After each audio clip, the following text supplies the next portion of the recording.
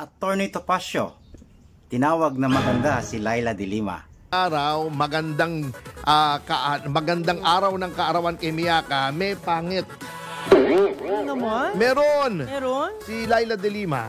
Pangit yung ginawa niya. Hindi siya, ha? Hindi siya. Pangit. Ang ganda-ganda nga ni Laila de Lima. Kita mo, napakalakas ng apil nun. Anong mo kay Ronnie Dayan? Anong mo kay Jonel? Sino pa? Ano mo ginawa, sir? Hindi.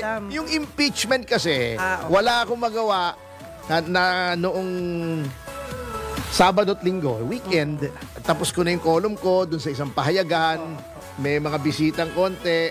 Pagka wala kang magawa, syempre gusto mo magbasa para na-exercise naman yung utak mo. Yan. At binasa ko yung articles of impeachment laban kay Vice President Sara Duterte.